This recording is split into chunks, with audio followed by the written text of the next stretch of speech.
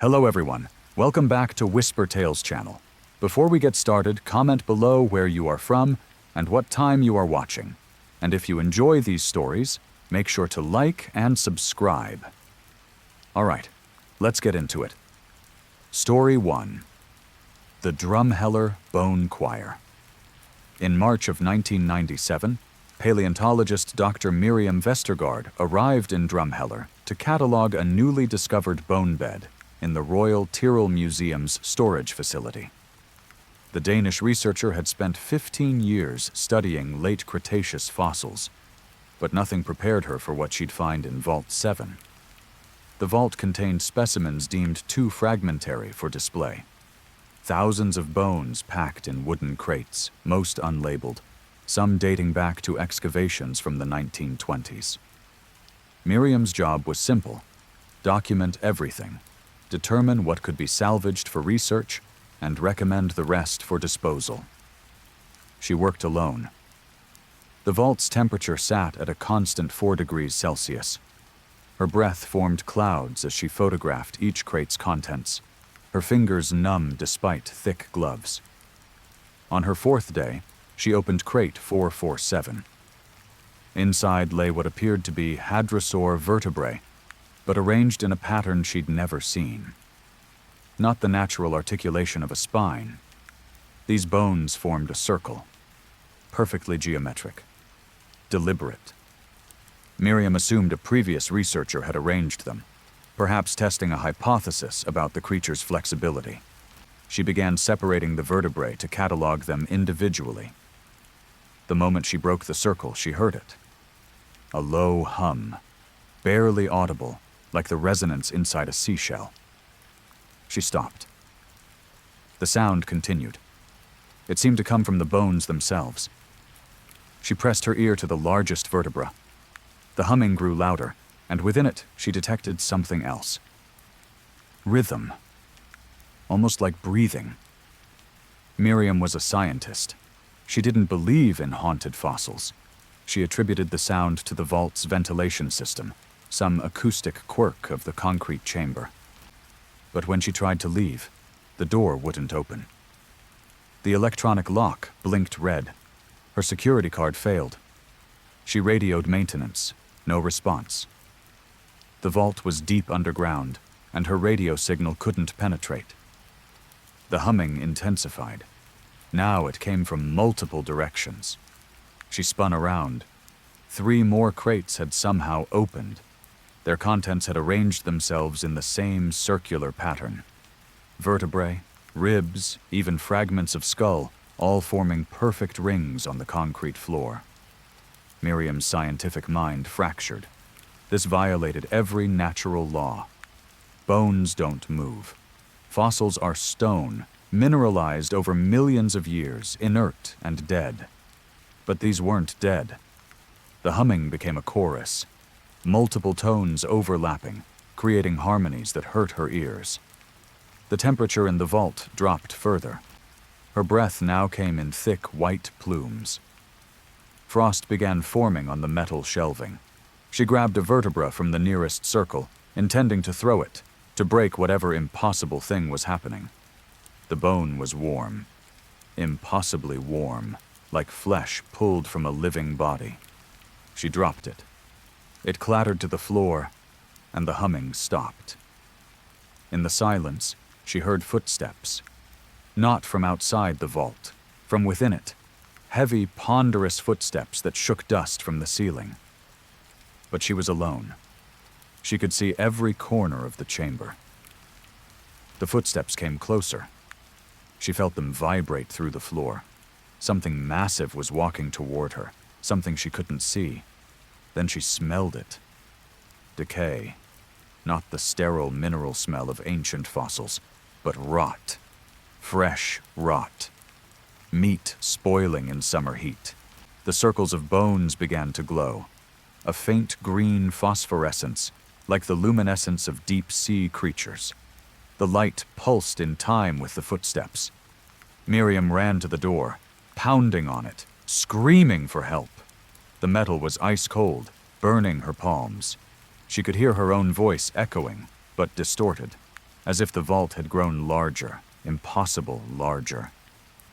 The footsteps stopped directly behind her. She felt breath on her neck, hot, fetid breath that reeked of carrion. She turned slowly. Nothing there, just the glowing circles and the shadows between the shelves. But the breath continued. Something invisible stood inches away, breathing on her, studying her. The humming returned, but now she could hear words in it.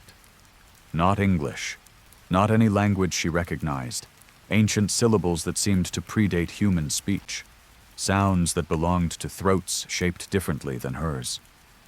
The circles of bones began to rise, levitating off the floor, spinning slowly, their green glow intensifying. They orbited each other like planets, creating patterns in the air, geometric shapes that hurt to look at. Miriam's nose began to bleed.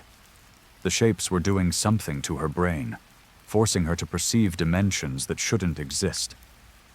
She closed her eyes, but she could still see the shapes. They were burned into her retinas, or deeper, into her mind itself. The chanting grew louder. The invisible thing's breath grew hotter. She felt pressure on her shoulders, as if massive hands were gripping her, hands with too many fingers. Then the door opened. The vault's lights blazed on. A security guard stood in the doorway, staring at her with concern. The circles had collapsed back into their crates. The temperature had normalized. The chanting, the breathing, the presence, all vanished like smoke. Miriam tried to explain what happened, but the words sounded insane even to her. The guard assumed she'd had a panic attack, triggered by claustrophobia or carbon dioxide buildup. She never went back to the vault. She resigned the next day, told the museum director she had a family emergency in Copenhagen, and left Alberta within a week. But the chanting followed her. She heard it in quiet moments, in the hum of her refrigerator, in the drone of airplane engines, in the white noise of rain. And sometimes, late at night, she still felt that hot breath on her neck, smelled that ancient rot, and knew that something from deep time had noticed her and would never fully let her go. The museum sealed Vault 7 in 1998. Official reason: structural concerns. The crates were supposedly moved to a facility in Saskatchewan, but maintenance workers reported that the vault door was welded shut, not just locked. And sometimes, late at night when the museum is empty, security cameras capture a faint green glow seeping from beneath that sealed door, pulsing like a heartbeat that refuses to stop. Story 2: The Tauber Corn Apparitions. August 2003, the Hoekstra family farm outside Tauber, Alberta. 4 generations had worked this land, growing sugar beets and corn in the rich soil of the Oldman River Valley. Cornelius Hoekstra, 71 years old, noticed the problem first. His grandson Damon had planted 40 acres of sweet corn that spring. By late summer, the stalks stood 8 feet tall, thick and healthy. But something was wrong with the corn itself. Every ear was empty. Not diseased, not eaten by insects, just empty. The husks contained nothing but air and a faint, sweet smell that reminded Cornelius of formaldehyde. Damon couldn't explain it. He'd followed every protocol, used the same seed stock as previous years. The stalks were perfect. But every single ear across all 40 acres was hollow. They decided to plow it under, write off the loss. But when Damon fired up the tractor on August 23rd, something in the cornfield screamed. Not an animal scream. Human. A woman's voice, high and desperate, coming from deep within the corn rows. Damon killed the engine. Silence. He waited, wondering if he'd imagined it. Then it came again. Not just one voice. Dozens. Hundreds. Men, women, children, all screaming from inside the cornfield. He ran to get his grandfather. Together they stood at the field's edge, listening. The screaming continued, a chorus of agony rising and falling like wind through the stalks. But there was no wind. The air hung perfectly still in the August heat. They called the RCMP. 2 officers arrived, skeptical. But when they approached the field, they heard it too. The screaming stopped them cold. One officer drew his weapon, though he had no idea what he was pointing it at. The 4 men entered the corn together, pushing between the tall stalks, following the screams. The noise grew louder, more chaotic, voices overlapping, pleading, sobbing. But they found nothing. No people, no animals, just empty corn husks swaying in a breeze that didn't exist. They emerged from the field disturbed and confused. The senior officer, Constable Victor Palanuk, suggested environmental factors. Temperature inversions sometimes created auditory illusions. The Hoekstras weren't convinced, but they had no better explanation. That night, Damon's daughter Elise, 13 years old, woke at 3 a.m. She walked downstairs in her pajamas, past her sleeping parents, out the kitchen door, and into the cornfield. Her mother found her missing at dawn. The family searched. The RCMP returned with dogs. The dogs refused to enter the cornfield. They sat at the edge, whining, trembling.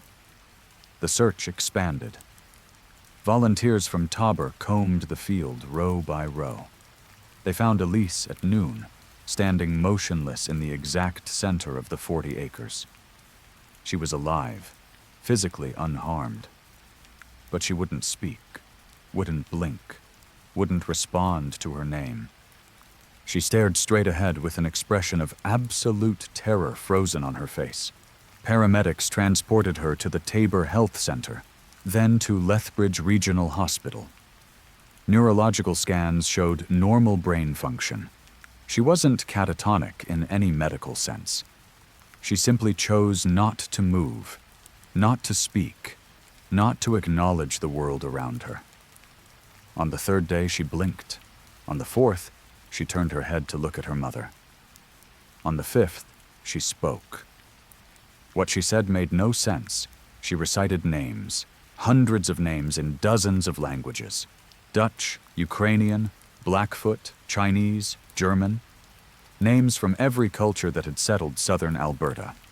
She recited them in alphabetical order, perfectly pronounced, never repeating, never stopping except to breathe. The doctors had no diagnosis. Her parents took her home, hoping familiar surroundings would help. The name recitation continued. She spoke them in her sleep. 24 hours a day. Thousands of names. Cornelius recognized some of them. Historical figures from Tabor's past. Early settlers who died in the 1920s. Children lost to the Spanish flu. Farmers killed in accidents. But most of the names meant nothing to him. Damon made a decision. He would burn the cornfield. Forget the insurance claim. Forget the loss. Something in that corn had broken his daughter's mind, and he wanted it destroyed. He started the fire on September 3rd, just after sunset. The dry stalks ignited instantly. 40 acres transformed into an inferno that lit the night sky orange. As the field burned, Elise stopped reciting names.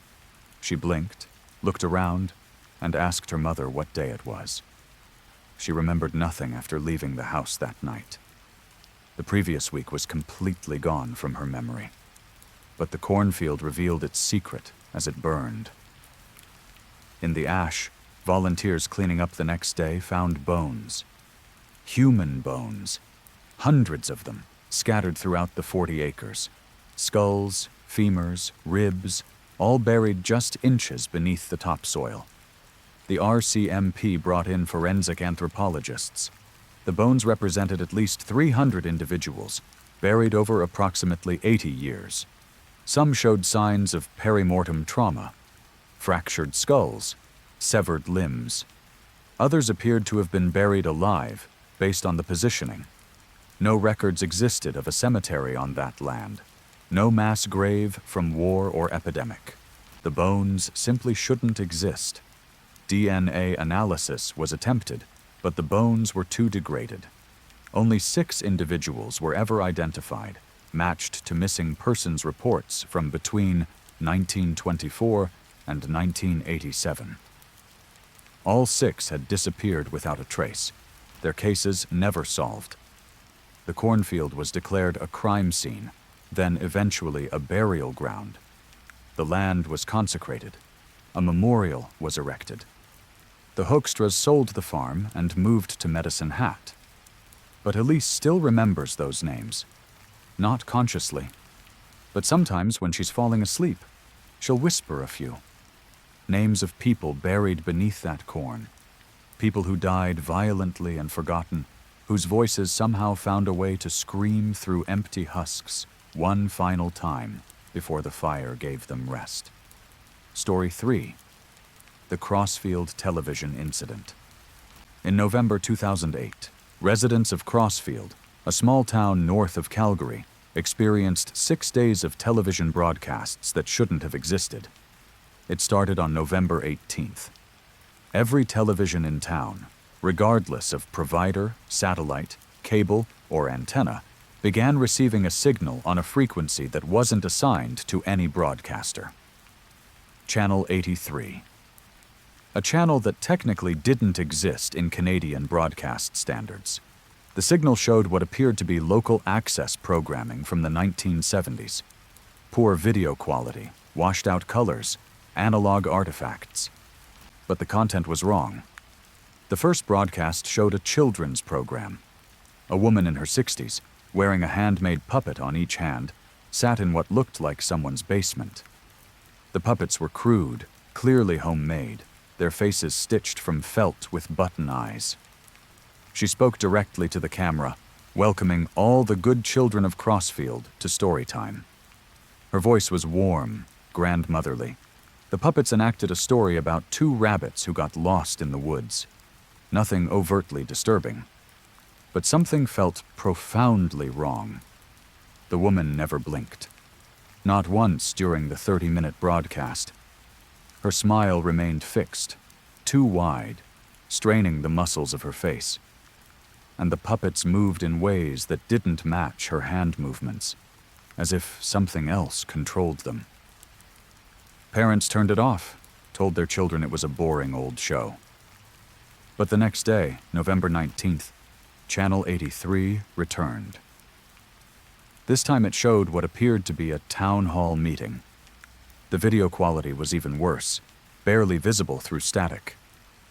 A man in a brown suit stood at a podium, addressing an unseen audience. Behind him hung a banner reading, "Crossfield Community Planning, 1973. He discussed zoning regulations, proposed developments, mundane civic matters.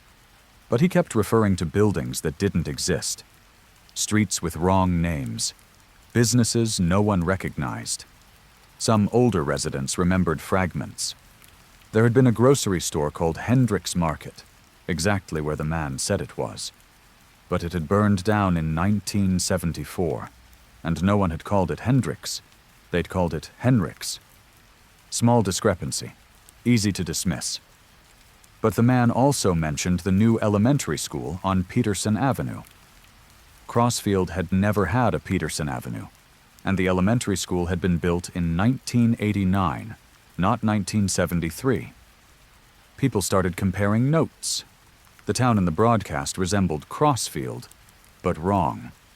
Like a parallel version where different decisions had been made, different families had settled, different tragedies and triumphs had shaped its history. November 20th brought a broadcast of a high school football game. Crossfield Cougars versus Airdrie Athletics. But Crossfield's team was called the Coyotes, not the Cougars. The uniforms were wrong.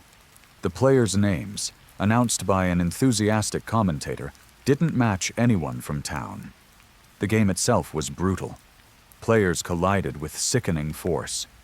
The crowd cheered as a boy's leg bent backward at the knee, bone protruding through the skin. The camera zoomed in on his screaming face, while the commentator laughed and praised the competitive spirit. November 21st, a church service. The pastor, a thin man with hollow eyes, delivered a sermon about sacrifice. He spoke in meandering circles, his logic impossible to follow, but his conclusion was clear. The town's prosperity required blood. Regular blood. Children's blood was best because children were pure. The congregation nodded along. The camera panned across their faces.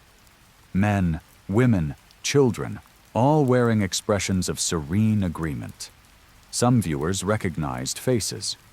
A woman who looked exactly like Linda Weatherby, who'd taught 3rd grade in Crossfield for 30 years. A man identical to Thomas Cray, who'd owned the hardware store since 1982. But these people were younger, and when they smiled, their teeth were too sharp, filed to points. November 22nd. The broadcast that made people start leaving town. It showed a birthday party. A little girl, maybe 7 years old, sat at a table wearing a pink dress and a paper crown. In front of her was a cake with 7 candles. Around her stood adults in party hats, singing happy birthday. But the song was wrong. The melody was close but shifted into minor keys that sounded diseased. The lyrics replaced the girl's name with a wet, choking sound that made speakers distort. When the song ended, the girl leaned forward to blow out the candles. The adults grabbed her. She screamed as they held her down against the table. One of them produced a knife. The broadcast cut to static before the blade fell. But the audio continued. Screaming. Wet cutting sounds. And beneath it, the adults singing that distorted birthday song again, celebrating something that wasn't a birthday at all. The RCMP contacted the CRTC, the Canadian Radio, Television and Telecommunications Commission. Engineers arrived to trace the signal. They found nothing. No unauthorized transmitter. The signal appeared to originate from nowhere, or everywhere, saturating the area with a broadcast that technically shouldn't reach anyone. November 23rd, the second to last day.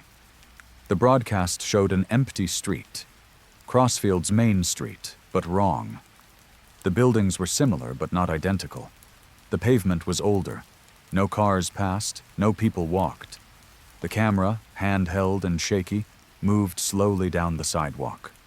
Heavy breathing came from whoever held it. The lens pointed at windows. Empty shops, dark interiors, abandoned. Then the camera turned to show a reflection in the glass. The person holding it. Dozens of viewers reported the same thing.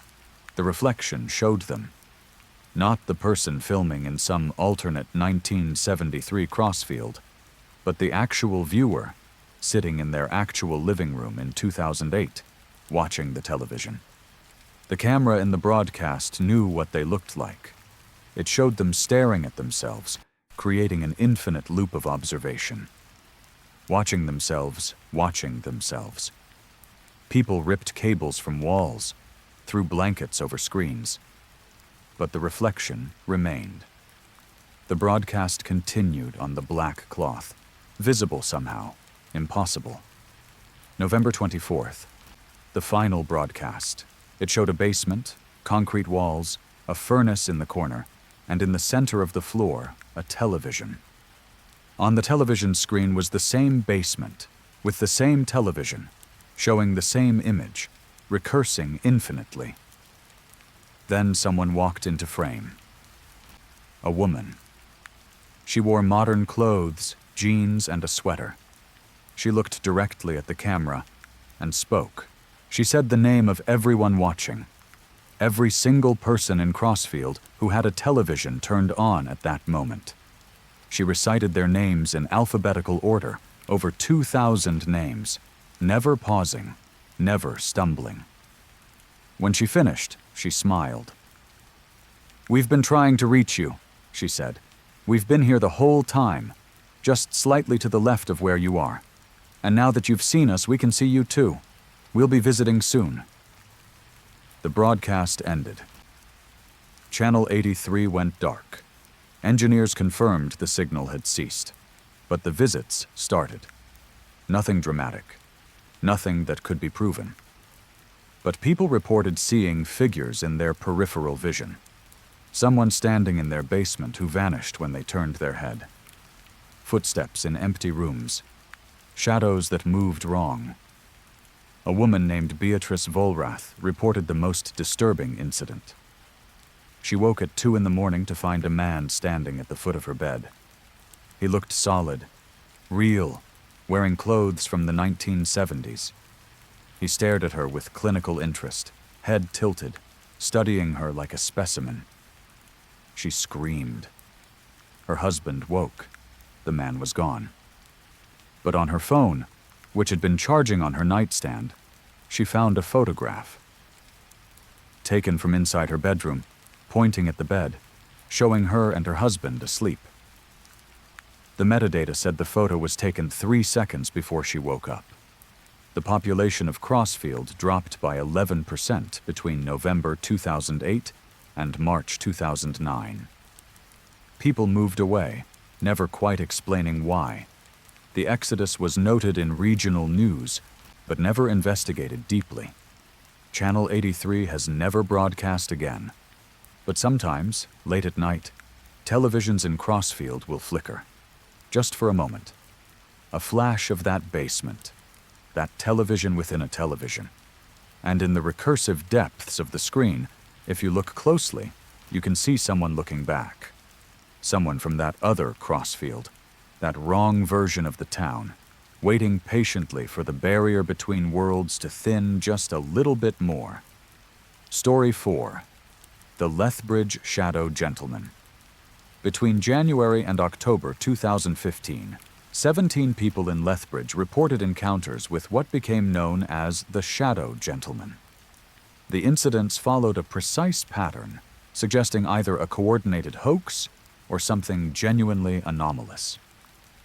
The first report came from Jasmine Trudeau, a university student living in an apartment on the north side. On January 14th, she woke at 3:30 in the morning to use the bathroom.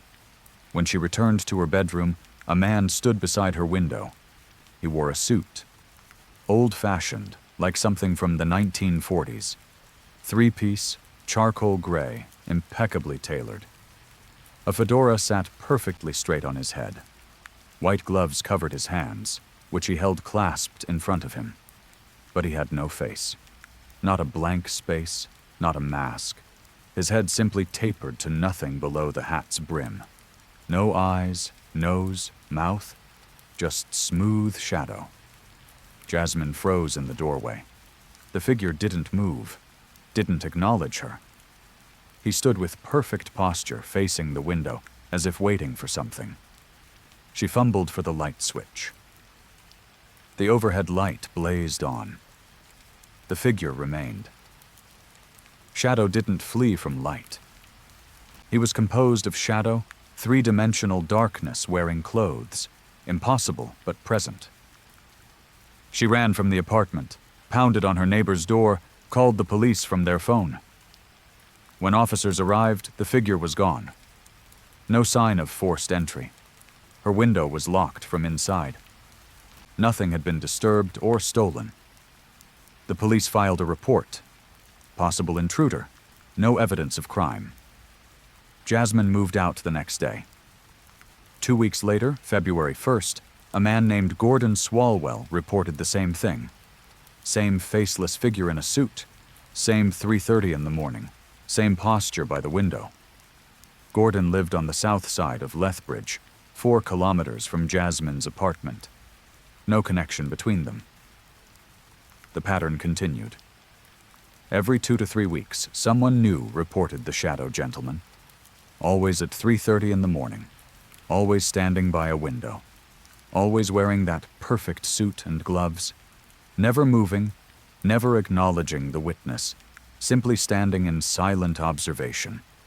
The witnesses varied. Young, old, male, female, students, professionals, families. No common thread except geography. All lived in Lethbridge. All woke at exactly 3:30. All saw the same impossible figure. By June, Local media had picked up the story. Skeptics suggested mass hysteria, copycat reports. Believers thought it was paranormal. The police had no explanation but noted that no crimes accompanied the sightings. The figure never threatened anyone, never touched anything, never caused damage. Then came the photographs. On July 19th, witness number 12, a woman named Patricia Okoro had the presence of mind to grab her phone when she saw the shadow gentleman. She took 6 photos before the figure vanished. The photos showed her bedroom, the window, the curtains. But where the figure stood, the photos showed only distortion. A vaguely man-shaped blur, like a smudge on the lens, except the distortion appeared to be in the space itself. The background behind the figure was twisted, bent, as if gravity worked differently in that exact spot. Photography experts examined the images. Not faked, not lens artifacts. The distortion was real. Something in Patricia's bedroom had warped light itself into that shape. The sightings continued. August brought 3 more. September brought 4. Witnesses compared notes online. They'd all felt the same thing: overwhelming sadness. The figure radiated grief so profound it seemed to bend the air around him, creating that visible distortion. In October, witness number 17 changed everything. Walter Henning, a retired history professor, saw the shadow gentleman on October 23rd. But Walter didn't run, didn't call police. He sat down on his bed and spoke to the figure. He asked questions. Who are you? What do you want? Why are you here? The figure didn't respond, didn't move. But Walter felt answers forming in his mind. Not words, just knowledge, appearing fully formed. The shadow gentleman was waiting. He'd been waiting since 1947. He stood at windows because he was watching for someone who would never arrive. Someone he'd lost, someone who'd promised to return but couldn't, because they were dead.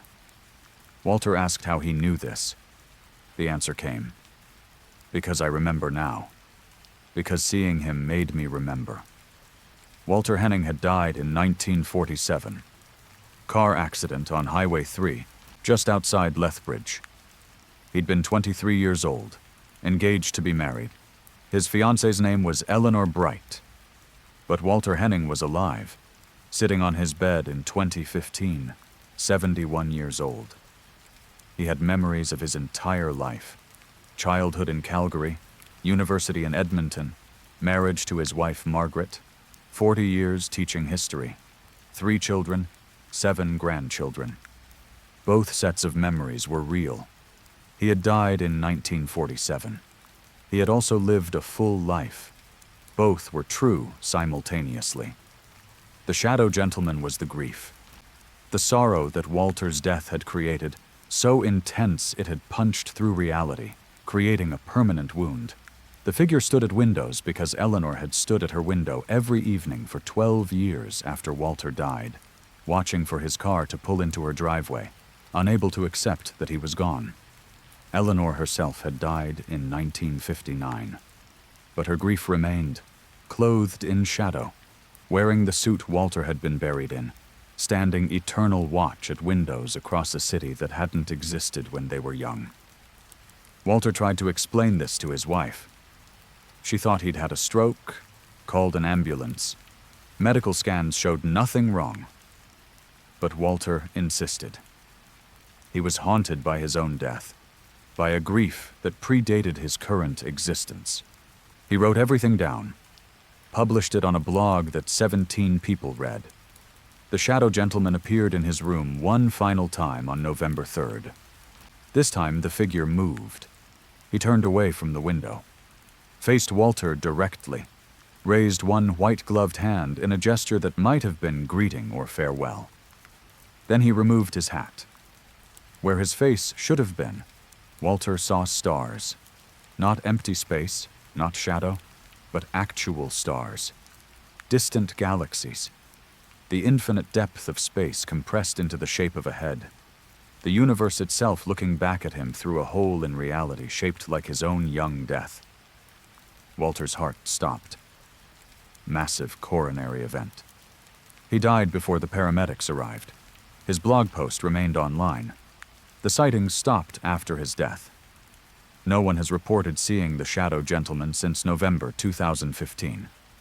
But sometimes people in Lethbridge wake at 3:30 in the morning with an overwhelming sense of loss, a feeling that someone is standing by their window, waiting for something that will never come. They turn on the light and see nothing. But the sadness remains, thick enough to distort the air, a grief so old and deep it has achieved its own impossible form of life. Story 5. The Slave Lake Cartographer. In April 2011, Slave Lake burned. A wildfire driven by fierce winds consumed over 400 buildings in a matter of hours. 7,000 residents evacuated.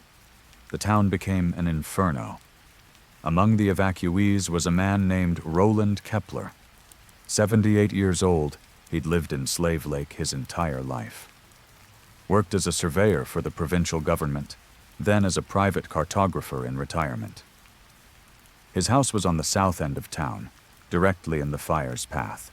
He evacuated with only a briefcase, left behind photographs, furniture, everything.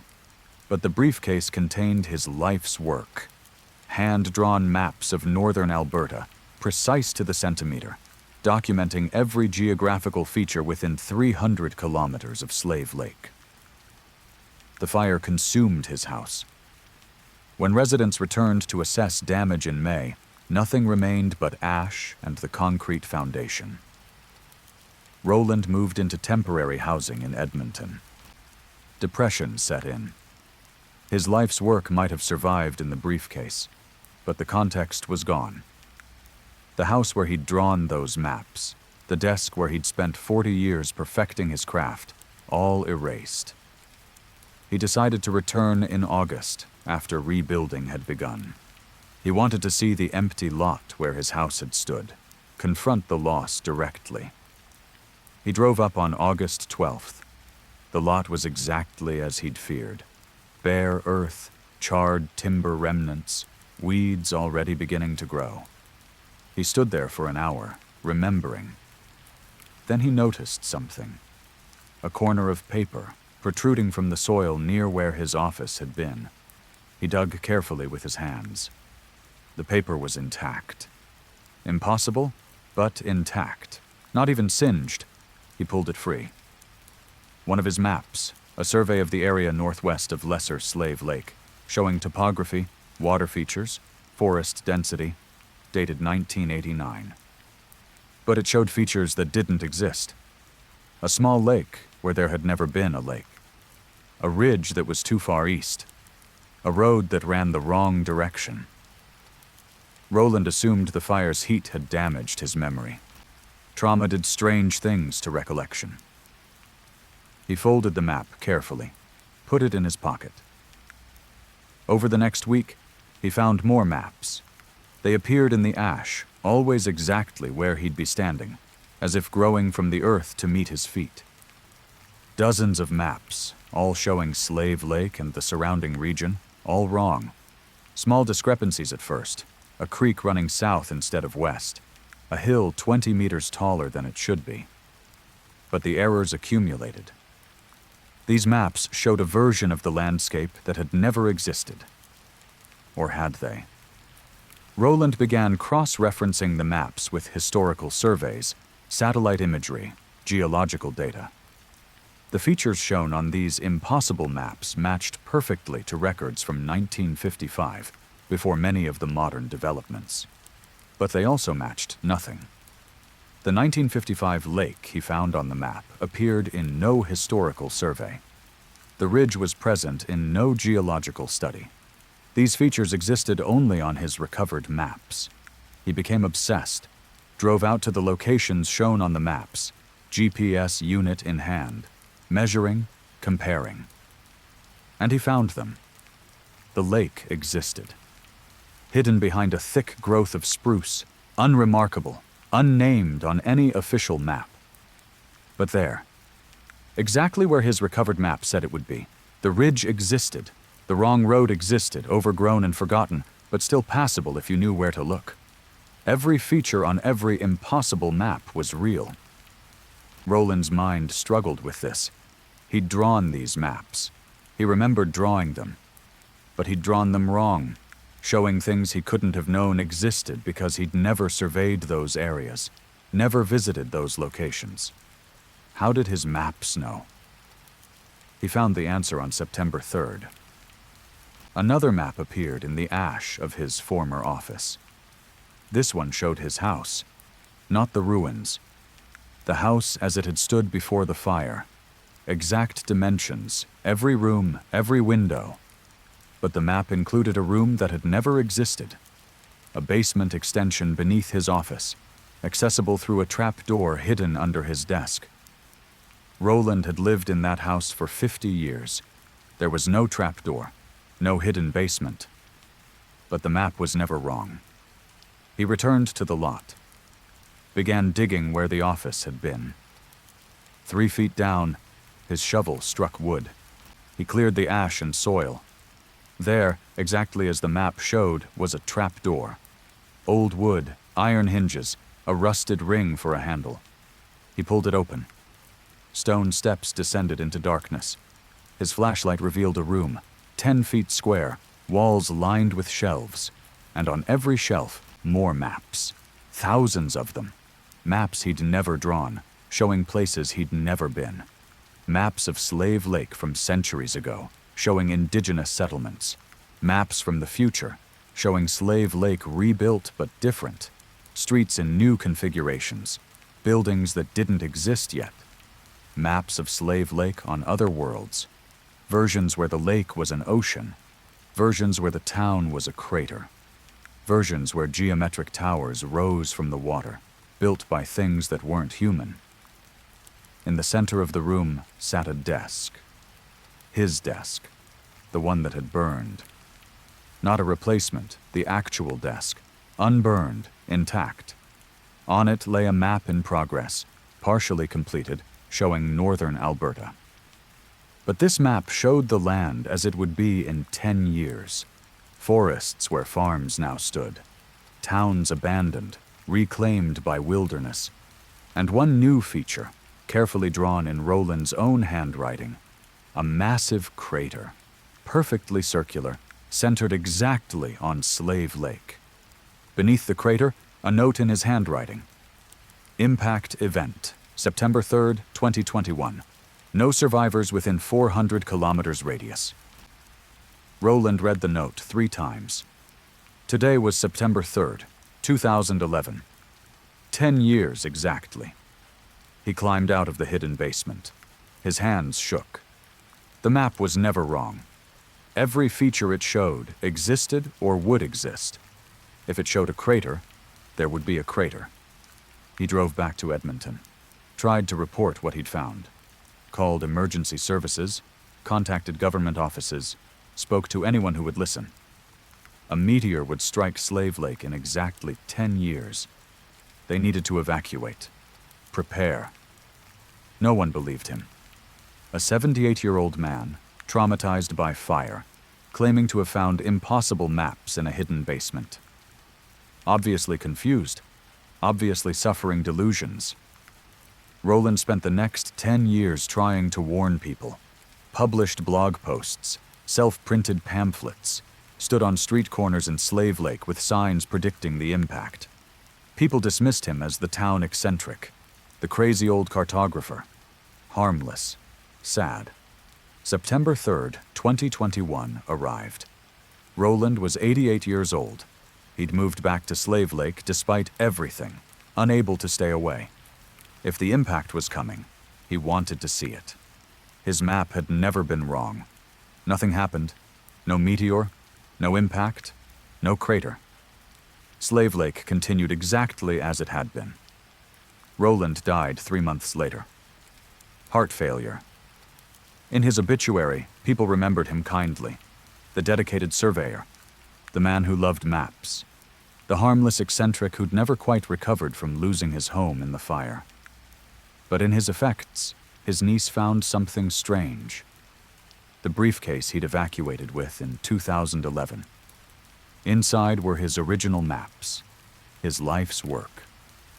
Every single one showed the crater. They'd always shown the crater.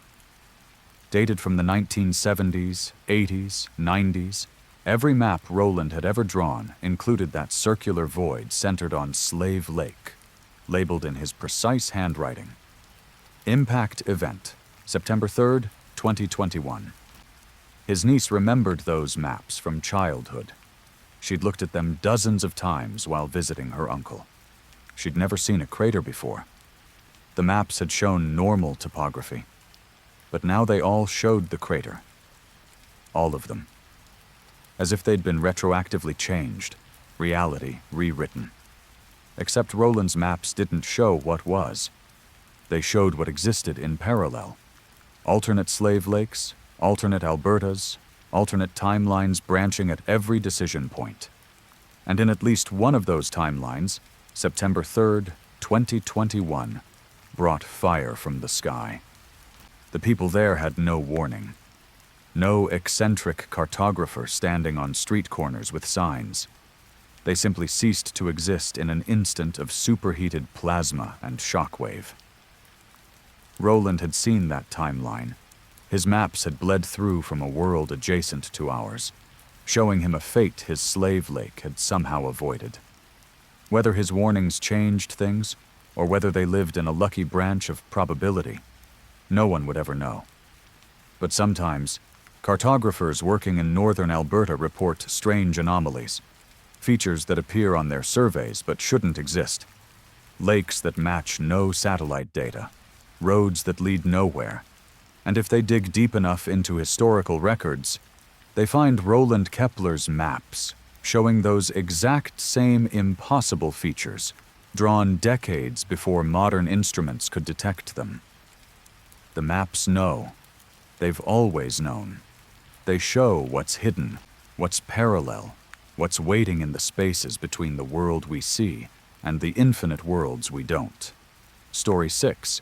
The Calgary +15 Recursion. February 2019. Downtown Calgary. The +15 system. An extensive network of enclosed pedestrian bridges connecting buildings above street level, allowing people to walk through the city without braving winter weather. Kira Tanaka worked on the 32nd floor of a tower on 7th Avenue. Every day she used the +15 to walk to her favorite lunch spot, a Vietnamese restaurant in a building 3 blocks away. The route was simple. Exit her building into the bridge, walk straight across one intersection, turn left, cross another bridge, arrive at destination. She'd made the walk hundreds of times. But on February 11th, it went wrong. Kira left her office at 12:15, entered the +15 bridge, started walking. The bridge was busy, typical lunch rush, dozens of people moving in both directions. She reached the first intersection. Should turn left here. But something felt off. The bridge ahead looked wrong. The lighting was dimmer. The crowd had thinned. She paused. Checked her phone. No signal. Strange. She always had signal in the +15. The bridges had excellent coverage. A man walked past her, moving quickly, head down. She called to him, asked if this was the right way to 8th Avenue. He didn't respond, didn't even look at her, just kept walking. She continued forward. The bridge seemed longer than usual. She walked for 2 minutes. Should have reached the next building by now. But the bridge stretched ahead, apparently endless. Other people walked past, all moving with purpose, all ignoring her. She tried to stop someone, a woman in a business suit. The woman walked through her attempt to block the path as if Kira was invisible. Panic began to set in. Kira turned around, intending to go back. Behind her, the bridge stretched equally far. No sign of the building she'd exited. Just bridge, extending in both directions, filled with people who couldn't see her. She ran. Sprinted toward what she thought was west. The bridge didn't end.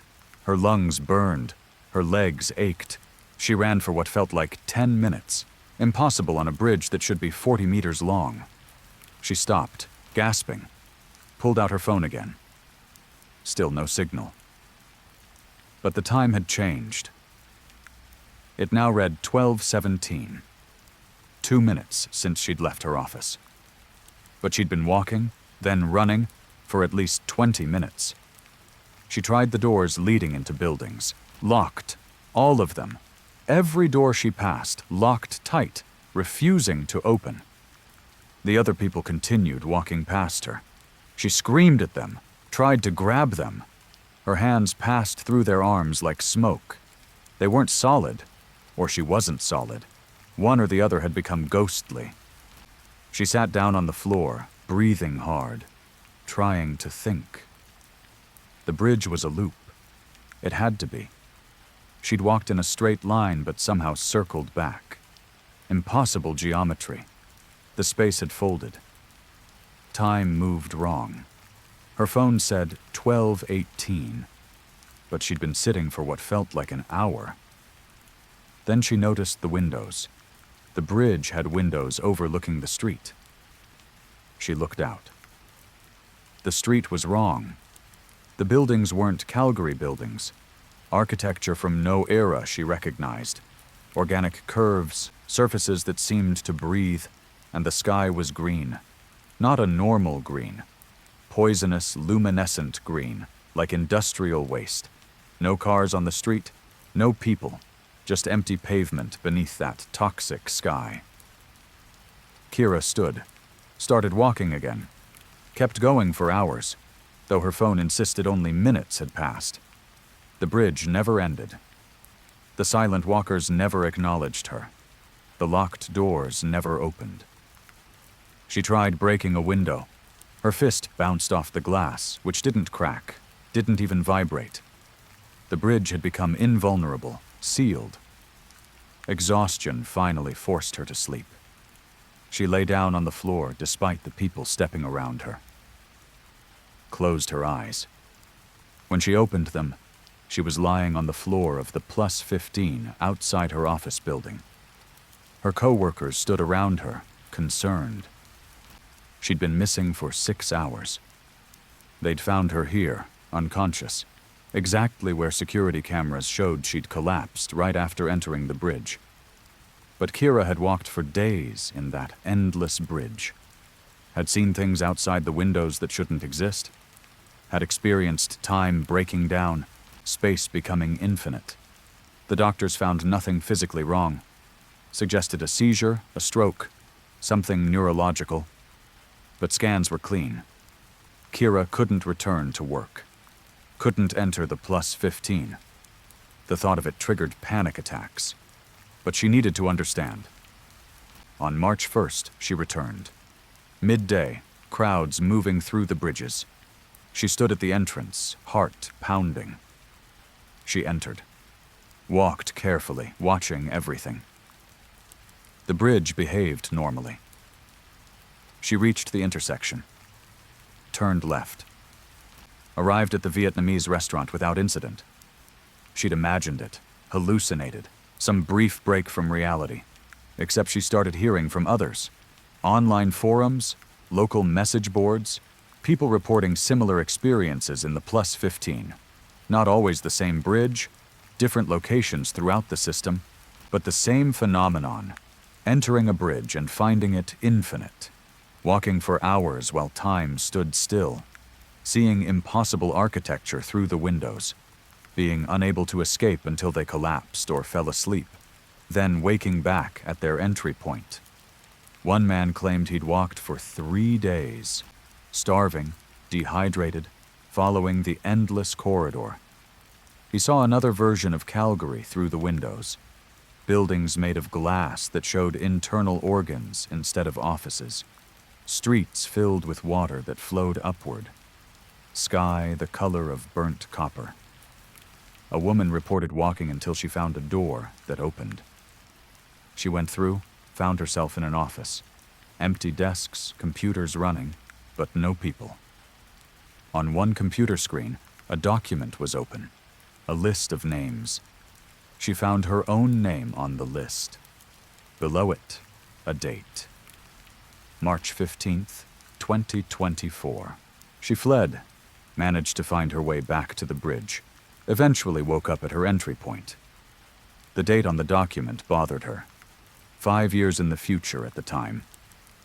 She tried to forget about it. She died on March 15th, 2024. Car accident on Deerfoot Trail. Exactly as predicted. The +15 incidents continue. Not frequent, but regular. Once every few months, someone enters a bridge and becomes lost. Most find their way back. Some don't. In April 2022, a businessman named Victor Chen entered the +15 system. Security cameras show him walking into the bridge at his office building. He never emerged. Search efforts found nothing. The bridges were searched thoroughly. No trace of Victor Chen. His phone's last ping came from inside the bridge system. Then nothing. His family still searches. They walk the +15 routes, calling his name. They leave missing person flyers taped to the windows. But some people have reported seeing him. A man matching his description, walking endlessly through the bridges, moving with purpose but never arriving anywhere. They try to stop him, speak to him. He walks past as if they don't exist.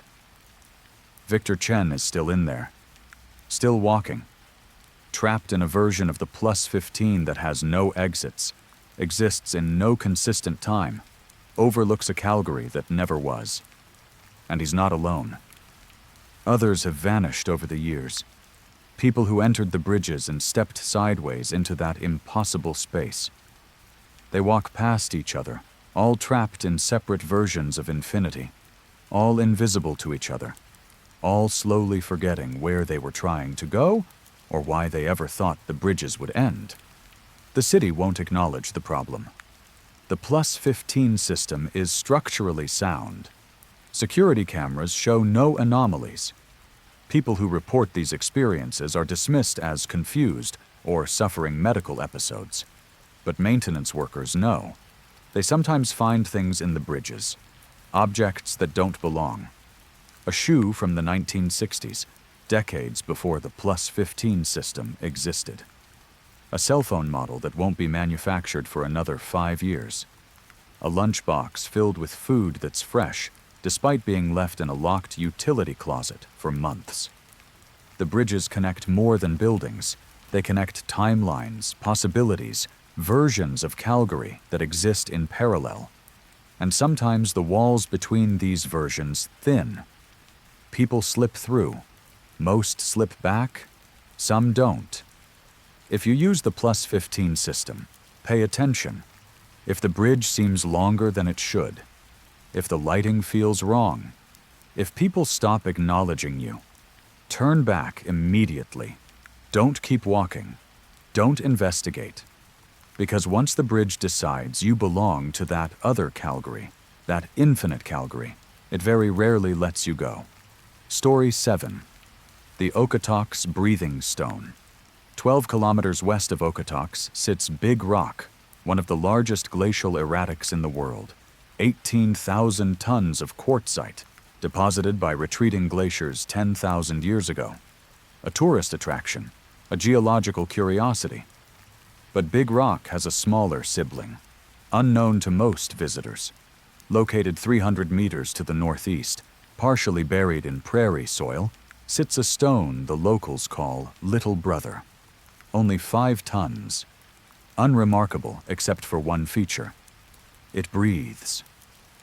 Indigenous peoples knew this. The Blackfoot called it the Sleeping Stone and gave it wide berth. Early settlers noted the phenomenon, attributed it to wind moving through cracks in the rock.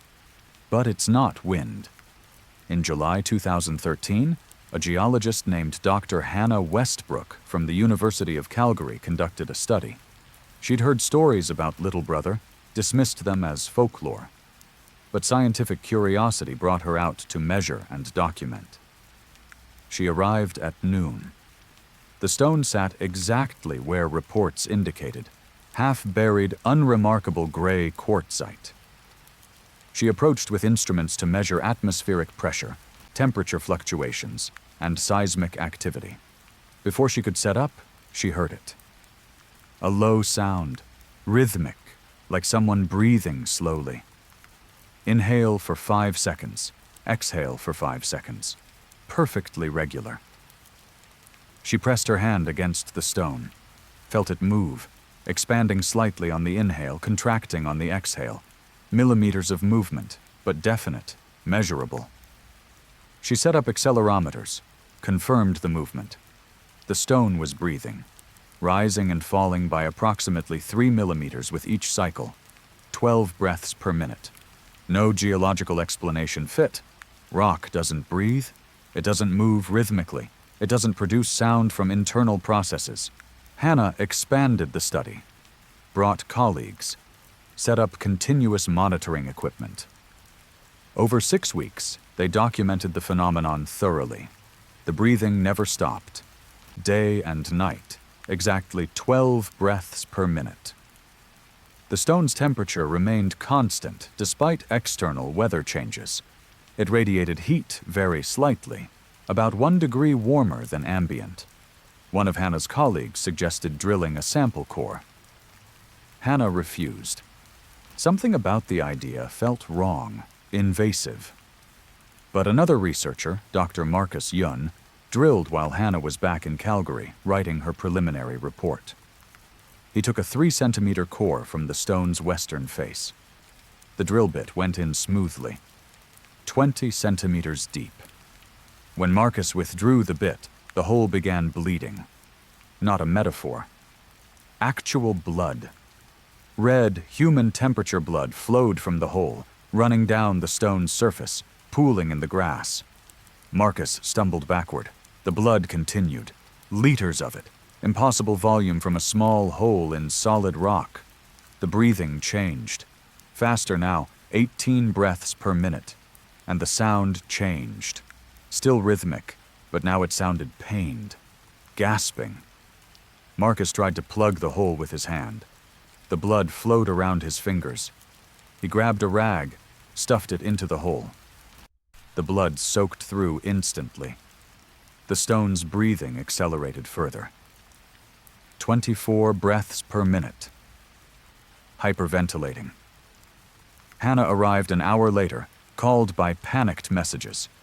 Found Marcus sitting beside the stone, covered in blood, in shock.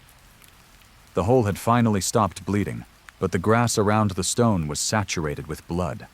Gallons of it, turning the earth into red mud. She checked the stone. The breathing had returned to 12 per minute, but it sounded different now. Labored. Wet. Like breathing through fluid-filled lungs. They analyzed the blood. Human. Type AB negative. But with anomalies. The cells were wrong. Too large. Nucleus positioned incorrectly. DNA that matched human patterns but included sequences that shouldn't exist. Codons that coded for proteins human bodies couldn't produce. The university shut down the study, removed the equipment, classified the data. Hannah was told to drop it, threatened with termination if she pursued it further. She dropped it officially, but privately, she continued to visit the stone. She noticed the breathing gradually worsening. Over months, it became increasingly irregular, sometimes stopping entirely for minutes, then resuming with a gasp, sometimes rapid and shallow. The stone sounded like it was dying. By February 2014, the breathing had become intermittent. Long pauses between shallow gasps.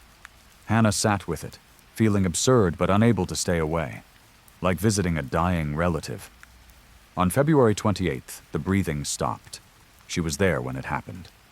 A final exhale, long and slow, then silence. The stone went cold. No more heat radiation, no more sound. The hole Marcus had drilled had closed somehow, the rock sealing itself, leaving only a scar-like discoloration. Hannah pressed her ear to the stone. Nothing. It had died. She reported this to no one. Who would believe it? A breathing stone that bled and died. Impossible. But 2 weeks later, March 14th, Hannah returned to find the stone breathing again. 12 breaths per minute, the same rhythm, as if it had never stopped. Except the breathing sounded different. Younger, stronger, like it had been reborn. She visits monthly now, has done so for 9 years. The stone continues breathing. It has died twice more since that first death. Both times, it stayed silent for 2 weeks, then resumed. Hannah has developed a theory. She shares it with no one, knowing how insane it sounds. But the evidence supports it. Little brother isn't a stone, it's an egg. Something is gestating inside the quartzite shell. Has been gestating for thousands of years, possibly since the glaciers deposited it. The breathing is real. The blood is real. The deaths and rebirths are metamorphic stages. Something is growing in there. Something that bleeds red, that breathes, that goes through life cycles. Something that required millennia to develop, but is approaching maturity. Hannah has calculated the progression. Each death-rebirth cycle happens faster than the last. The first took 8 months. The second took 6. The third took 4. At the current rate, the next cycle will complete in 2 months, then 1 month, then weeks, days. Eventually, the cycles will become so rapid they'll be continuous. And then, Hannah believes, the stone will crack. Whatever has been growing inside for 10,000 years will emerge. She doesn't know what it is. The blood suggests something organic, something related to human biology but fundamentally different. The size of the stone suggests it's large. And the fact that glaciers delivered it here suggests it came from somewhere far away. Somewhere ice and time could reach, but human knowledge couldn't. Hannah has contingency plans. She's mapped the area, identified evacuation routes, made preparations that she refuses to detail even in her private notes. Because whatever is inside little brother has been breathing for thousands of years, patient, developing in geological time. And when it emerges, when it finally breaks free from its stone egg, it will be hungry, it will be ancient, and it will know this landscape better than any human ever could, because it has been dreaming of it, breathing the air through stone pores, listening to footsteps across its shell, waiting with the infinite patience of things that measure time in epochs rather than heartbeats. Story 8. The Fort McMurray apartment complex. In 2016, after the wildfire that devastated Fort McMurray, the city faced an urgent housing crisis. Thousands needed shelter. Temporary solutions were implemented, but permanent housing took priority. A Vancouver-based development company, Boreal Properties, won a contract to build a rapid construction apartment complex. 4 buildings, each 12 stories, designed to house 600 people. The complex was named Ember Heights, which some considered tasteless given the recent fire, but the name stuck. Construction began in August 2016. Crews worked around the clock. The city needed housing desperately. Corners were cut. Inspections were cursory. By April 2017, Ember Heights opened for occupancy. Residents moved in gratefully. The apartments were small but modern, affordable, a vast improvement over temporary shelters. By June, the complex was at 90% occupancy. The problem started immediately, though no one connected them at first. Residents reported nightmares, specifically nightmares about fire. Everyone in Ember Heights dreamed the same thing, waking in their apartment with flames consuming the walls, unable to escape. Therapists attributed it to trauma. The 2016 fire had scarred the community. Survivors processing their fear through dreams made perfect sense. But the nightmares were identical. Same flames, same spreading pattern, same sense of the doors refusing to open, the windows refusing to break.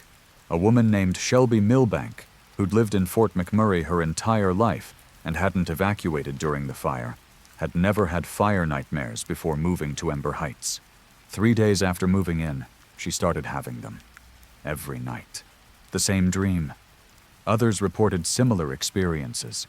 People from Edmonton, Calgary, even overseas workers who'd never been in a wildfire. All having the same nightmare after moving into Ember Heights.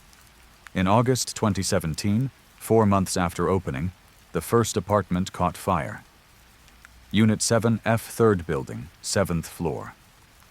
The resident, a man named Joseph Darby, woke at 2 a.m. to flames erupting from his bedroom wall. No electrical malfunction, no candle, no obvious ignition source. The fire started inside the wall and burned outward. Joseph ran to his door. It wouldn't open. The lock wouldn't turn. He tried the windows. They wouldn't break despite him hitting them with a chair. The glass held, unnaturally strong. He screamed for help. Neighbors called 911. By the time firefighters arrived, the apartment was engulfed. They broke down the door from outside, found Joseph dead from smoke inhalation, his hands bloody from trying to break the window. Investigation found no cause for the fire, no accelerants, no faulty wiring. The fire seemed to have originated spontaneously within the wall cavity. 2 weeks later, Unit 3K caught fire. Same circumstances. Resident woke to flames, couldn't escape, died before rescue arrived. Then Unit 9B, then Unit 11G, always between midnight and 4 a.m, always starting inside the walls, always trapping the resident inside. Ember Heights was evacuated in October 2017. The city condemned the buildings pending investigation. Structural engineers found nothing wrong. Fire safety experts had no explanation. The building met all codes, exceeded most. But the fires continued even after evacuation. Apartments burned randomly, always at night, always from inside the walls. Security cameras caught nothing unusual before ignition. The fires simply started. A theory emerged among the displaced residents. They'd been discussing their nightmares online, comparing notes. Every person who'd died in the fires had reported having the nightmare the night before. Shelby Milbank had kept a dream journal. She'd documented her nightmare every night for 4 months. The last entry was October 9th. She described the usual dream, but added, "Felt different tonight. The flames looked at me. They had eyes." Unit 4. Dee burned that night. Shelby died. The displaced residents demanded answers. Boreal Properties hired paranormal investigators, a desperate move that indicated how little the conventional investigations had revealed. The team spent 3 nights in the complex. They recorded temperature anomalies, electromagnetic fluctuations. EVP sessions yielded whispered voices, speaking in no recognizable language. On the 3rd night, they conducted a séance in the lobby of Building 3. They tried to contact whatever presence inhabited the complex. The response came violently. Every light in the building ignited at full brightness, then shattered. Glass rained down. Fires erupted simultaneously in 40 different apartments. The investigators fled. The complex burned.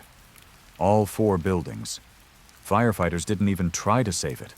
They established a perimeter and let it burn, ensuring the fire didn't spread to surrounding areas. Ember Heights burned all night. By dawn, only the concrete skeletons remained, blackened and twisted. The city demolished the ruins in December 2017. The site was cleared, graded, seeded with grass. No memorial was erected. The official narrative called it a construction defect, faulty materials, corporate negligence. Boreal Properties paid settlements and dissolved. But former residents know the truth. The complex was built on the wrong ground. Something in that soil remembered the 2016 fire. The earth itself had been traumatized, scorched, saturated with fear and loss.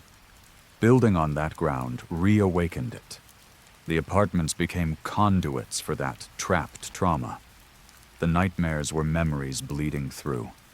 The fires were echoes, events from 2016 replaying themselves in 2017, burning people who hadn't been there the first time, collecting debts that weren't theirs. The site remains empty. The city owns the land, but won't develop it. Officially, it's reserved for future expansion. Unofficially, construction crews refuse to work there. Because at night, people walking past the empty lot report seeing lights. Apartment lights, glowing in windows that don't exist, in buildings that were demolished. And sometimes, very faintly, they hear screaming. Not current screaming. Echoes of screaming, trapped in the soil, replaying endlessly like a recording that can't be erased. Fort McMurray survived a disaster. But some scars are permanent. Some burns go so deep they transform the ground itself into something that remembers pain and wants to share it with anyone foolish enough to build on top of its suffering. Story 9. The Jasper Park Lodge Ballroom. Jasper Park Lodge, an iconic resort in the Canadian Rockies, has hosted guests since 1922. Celebrities, politicians, royalty. The main lodge burned in 1952, was rebuilt, expanded over decades. But one section remained from the original 1922 construction. The Heritage Ballroom on the lodge's north wing. Dark wood paneling, antler chandeliers, a floor made from oak brought from Ontario. The room hosted countless events over the decades: weddings, galas, conferences. In 2009, the lodge closed the Heritage Ballroom for renovations. The space needed modernization. Updated electrical, new climate control, refurbished finishes. Construction began in November. Workers stripped the walls, pulled up sections of floor, exposed the infrastructure. Beneath the oak floorboards, they found a second floor, older, made from rough pine planks. And beneath that, they found the bodies. 7 skeletons, arranged in a circle, holding hands. Their skulls were intact, but modified. Each had a perfect circular hole drilled through the forehead. Precise, surgical. The RCMP was called. Forensic anthropologists examined the remains. The bones dated to approximately 1921, before the lodge opened. The trepanning, the holes in the skulls, had been performed peri-mortem. These people had been alive when someone drilled into their heads. But they'd died quickly. No signs of healing on the bone edges. The procedure had killed them within hours. No identification was possible. The bodies carried nothing. No clothing remnants, no jewelry. They'd been placed naked in that circle and buried beneath where dancers would later waltz. The construction stopped. The ballroom became a crime scene, then an archaeological site. But the investigation yielded nothing. No missing persons reports from 1921 matched. No records of deaths. These 7 people had simply vanished from history. In March 2010, the lodge decided to proceed with renovations despite the disturbing discovery. The bones were removed, studied, eventually given to a Métis cultural group for proper burial. The floor was rebuilt. The ballroom reopened in June 2010. Events resumed. Weddings, conferences. The ballroom functioned normally, until the music started. In September 2010, a wedding reception was held in the Heritage Ballroom. 100 guests, a string quartet, dinner and dancing. At 10:30 p.m., during the first dance, the quartet stopped playing. The guests didn't notice at first, but the music continued. Same song, same arrangement, but now coming from nowhere. No visible source. The quartet looked confused. They weren't playing, but everyone could hear a quartet performing.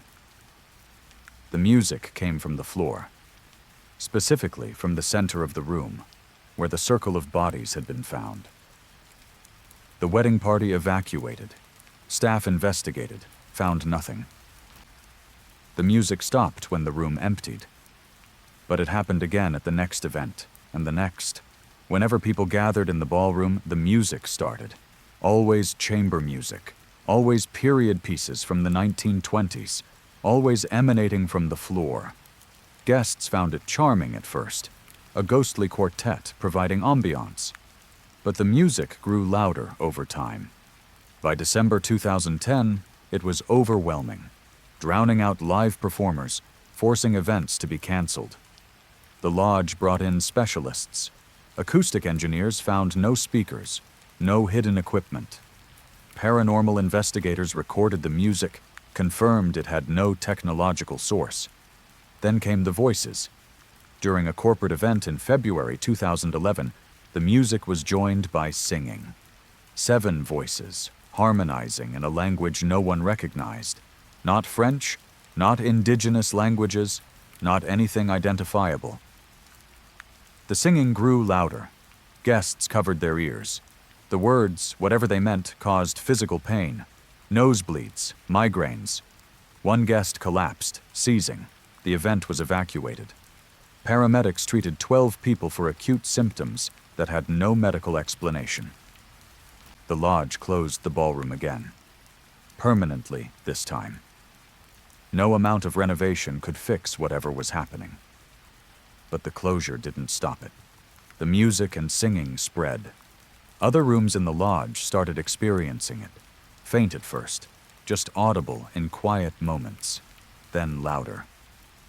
By June 2011, the entire north wing was affected. Guests complained, demanded refunds. The lodge's reputation suffered. Desperate, management hired a spiritual practitioner, a Cree elder named Margaret Gladstone. She agreed to attempt a cleansing. Margaret spent 3 days in the Heritage Ballroom. She burned sage, conducted ceremonies, spoke prayers in her traditional language. On the 3rd night, she emerged pale and shaken. She told management she couldn't help. Whatever was in that room wasn't spirits of the dead. It was something else. Something that had used those 7 people in 1921 for a purpose she couldn't comprehend. The holes drilled in their skulls, she explained, weren't just killing wounds. They were conduits. Someone had opened those 7 people's minds to something vast and foreign. Let it pour in, fill them, use their bodies as anchors. The circle was a trap, a way to bind that vast thing into a specific location. Keep it contained beneath the floor where dancers would unknowingly feed it energy, celebration, life force. When the bodies were removed, the binding broke. The thing was no longer contained. It was spreading through the lodge, trying to establish new anchor points, looking for 7 more people to drill open and fill. Margaret advised burning the entire wing. Management refused. Instead, they sealed the Heritage Ballroom, welded the doors shut, posted security to ensure no one entered. The music continued in other rooms, but gradually faded. By 2012, the manifestations had mostly stopped. The lodge returned to normal operations, simply avoiding the north wing when possible. But staff members report strange experiences. Guests in rooms near the sealed ballroom complain about dreams. 7 people in a circle, chanting in that painful language, their foreheads bleeding from neat circular holes. The dreamers wake with severe headaches, localized to one spot. The forehead, right where a drill would enter. Some guests have been found sleepwalking, moving through the lodge toward the sealed ballroom. When woken, they don't remember leaving their rooms, but they all report the same compulsion, a need to complete the circle. Find 6 others, open their minds, let something vast and patient pour inside. The lodge screens these incidents carefully, attributes them to altitude sickness, alcohol, sleep disorders. The sealed ballroom is explained as structural damage from the 2009 renovations, too expensive to repair. But maintenance workers know. They hear the music through the welded doors, 7 voices singing. And sometimes, late at night, they hear drilling, a rhythmic, mechanical sound. Something on the other side of those doors, trying to open 7 more holes, seeking 7 more anchors. Whatever was bound beneath that floor in 1921 is still there, still patient, still waiting.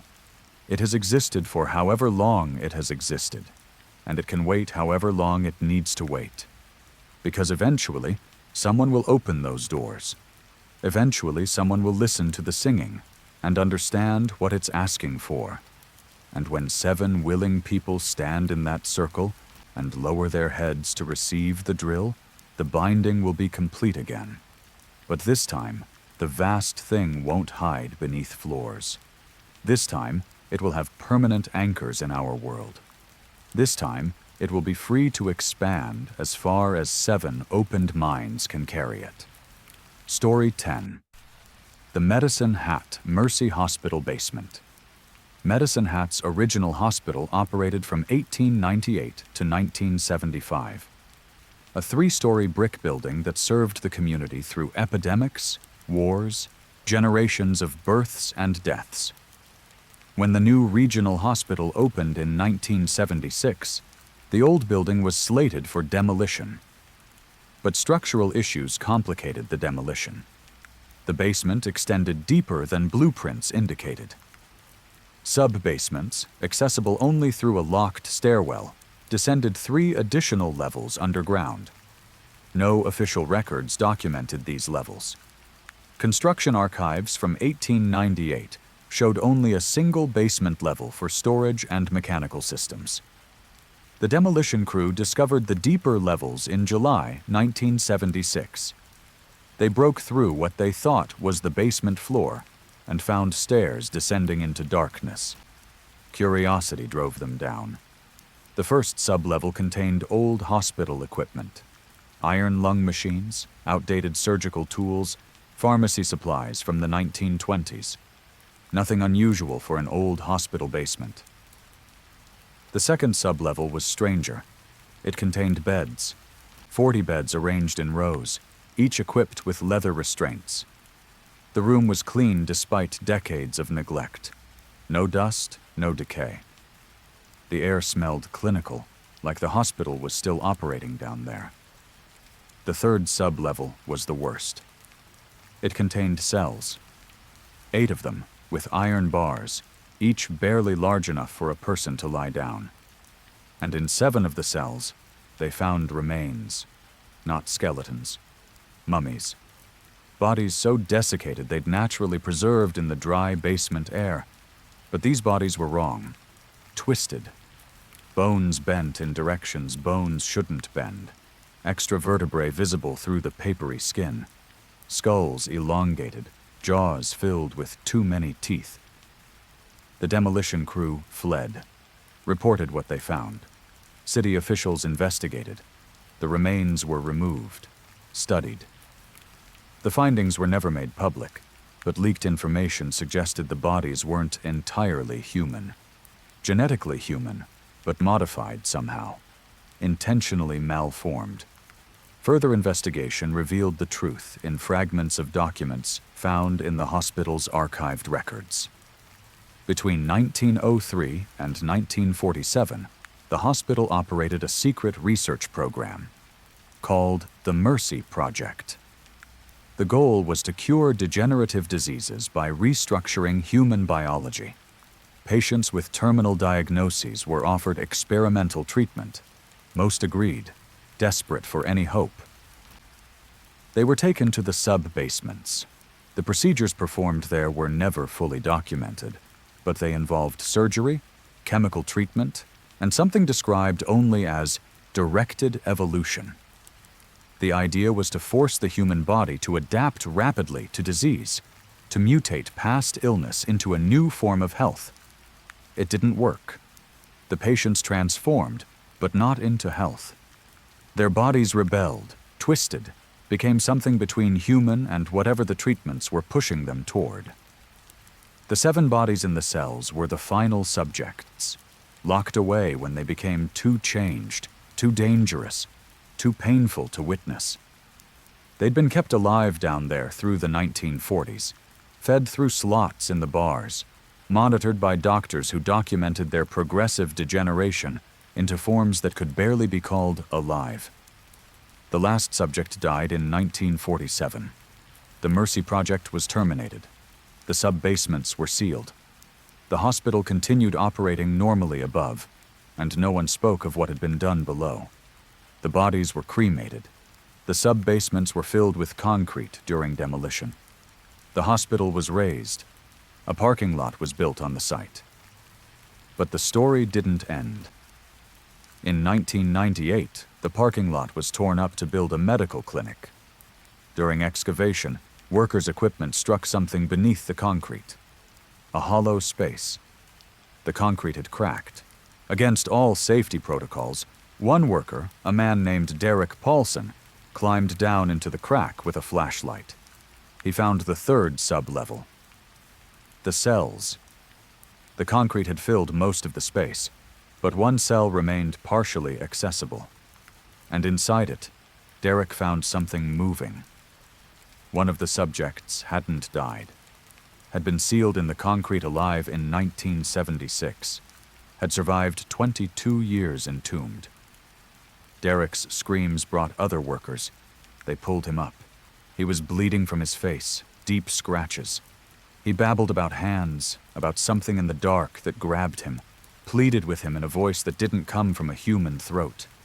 The crack was immediately filled. The clinic was built anyway. It operates today, a successful family practice serving Medicine Hat. But staff report problems. Medical equipment malfunctions. X-ray machines show extra bones in patients' bodies, bones that aren't there. Blood samples come back with impossible results, genetic markers that don't exist in humans. And in the basement storage room, staff hear sounds, scratching, like something beneath the floor trying to dig up through concrete. Derek Paulson never recovered. The scratches on his face healed, but he developed a progressive neurological condition. His bones began to change. Slowly, over years, his spine curved wrong. His hands developed extra joints. Doctors called it a unique degenerative disorder, cause unknown. He died in 2019. The autopsy showed his skeleton had restructured itself. Extra vertebrae, elongated skull, too many teeth. Exactly like the subjects in the Mercy Project. Whatever they were trying to create in those sub-basements, whatever mutations they were forcing into human flesh, became infectious. Derek caught it from touching whatever survived down there. And now it lives in him, or lived, transforming him slowly into what those 7 subjects became. His body was cremated immediately after autopsy, but the medical examiner kept samples, tissue, bone, genetic material, for research, to understand what happened. Those samples are stored in a facility in Calgary, and the researchers studying them have noticed something disturbing. The cells are still alive, still mutating. Even separated from the body, the tissue continues to evolve, change, becoming something that looks less human with each generation. They're growing, multiplying, forming structures that resemble organs but serve unknown functions. The research has been classified. The samples are supposed to be destroyed. But destroying them doesn't work. Incineration causes them to sporulate, releasing particles that survive extreme heat. Chemical dissolution triggers defensive adaptations. The tissue from Derek Paulson, infected by whatever survived in the Medicine Hat hospital basement, can't be killed. It just transforms, adapts, finds new ways to persist. And late at night, researchers swear they hear sounds from the storage freezer. Scratching, like something trying to escape. Something that was human once, that remembers being human, but has evolved so far past humanity that returning is no longer possible. It can only continue changing, continue adapting, continue surviving in whatever form survival demands. The Mercy Project tried to cure disease by pushing human evolution forward. They succeeded. They created something that can't get sick because it can't die. It just changes forever, becoming stranger, more perfect at surviving, less recognizable as what it was. And it's still down there, under Medicine Hat, under the clinic, sealed in concrete, changing in the dark, waiting with the patience of something that has transcended mortality, waiting for the concrete to crack again, for someone else to reach down into the darkness, for another host to carry it forward into whatever form it will take next.